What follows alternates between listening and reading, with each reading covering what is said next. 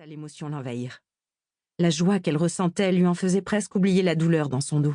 « Où est-il » demanda-t-elle en s'écartant pour mieux le détailler. À cet instant, chuchota Amesan, Godefroy nous incendie du regard. Il imagine sans doute les pires tortures possibles de nous voir vous toucher aussi familièrement. Cyrielle sia, puis se tourna vivement pour examiner le camp. Des couches et des équipements reposaient autour d'un brasier éteint. Le campement avait été installé à la va-vite dans la forêt. Des chevaux paissaient paisiblement, leur licol accroché à des branches.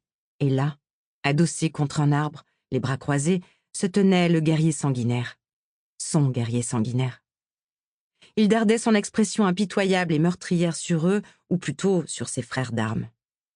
Cyrielle piqua un phare et rencontra l'air malicieux de l'arabe, tandis que Théodoric tout sautait. « Moi, préparez repas !» Il s'écarta en catastrophe et Amesan l'imita non sans lui adresser un clin d'œil. Cyrielle frissonna alors et machinalement toucha ses cheveux pour les arranger.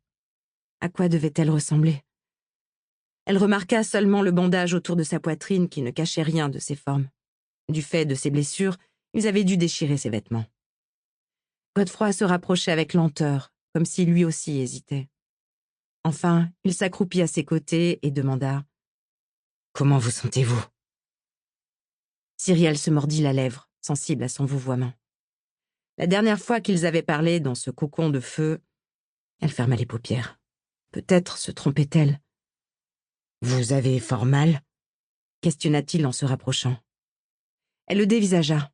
Son masque d'austérité venait de disparaître, remplacé par l'inquiétude. Sa cicatrice ressortait avec force, héritage de son passé torturé. « Non » répondit-elle pour le rassurer. Avec délicatesse, ses doigts se posèrent sur le visage du guerrier et redessinèrent ses traits. Son front, son nez redressé, sa mâchoire saillante. Godefroy ferma les paupières à son contact et un soupir s'échappa de ses lèvres. « Vous êtes vivant » ajouta-t-elle, la gorge nouée, comme si elle ne parvenait pas à y croire.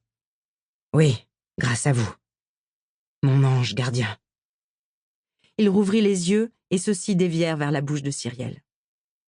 Des frissons enveloppèrent aussitôt cette dernière.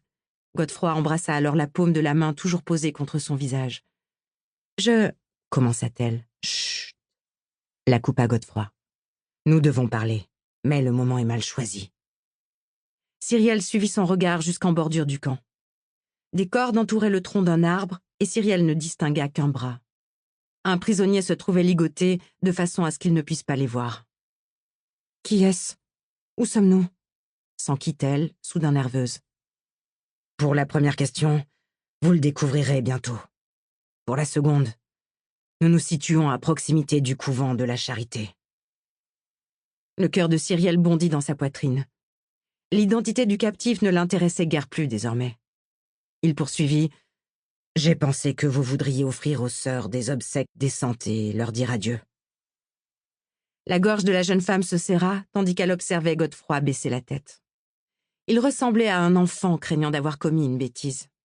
« Merci » gémit-elle presque, émue au plus profond de sa chair. Godefroy releva subitement des yeux brillants sur elle, et cette fois, elle n'attendit pas qu'il fasse le premier pas. Elle se laissa tomber contre son torse et inspira profondément son parfum. Il hésita, et sa main glissa sur ses reins. Il souhaitait sans doute éviter de raviver la douleur dans son dos, mais son contact enflamma tout le corps de Cyrielle. Elle se pressa davantage contre lui, et Godefroy la repoussa. Inquiète, elle observa ses traits tendus. Le guerrier lui sourit alors avec une douceur non feinte. « Si je ne m'écarte pas maintenant, je ne parviendrai plus à vous laisser partir. » Le cœur de Cyrielle s'envola dans sa poitrine. « Nous parlerons bientôt. En attendant, reprenez des forces, vous en aurez besoin. » Elle acquiesça et il se releva. Néanmoins, Cyrielle attrapa sa main, refusant qu'il la quitte. Godefroy l'observa un instant avec curiosité, puis assura d'une voix grave « Je reste à proximité. Je ne m'éloignerai plus, sauf si vous me le demandez. » Cyrielle le lâcha et le regarda rejoindre ses guerriers, l'amour et l'espoir gonflant son cœur. La jeune femme emmêla ses doigts dans la crinière brune de leur monture et se concentra sur ce contact pour ne pas flancher. Ils avaient repris le chemin, laissant Théodoric en retrait avec... Pour continuer à écouter ce livre audio gratuitement, cliquez sur le lien dans la description et vous pourrez l'écouter en entier sans frais grâce à l'essai de 30 jours d'Audible.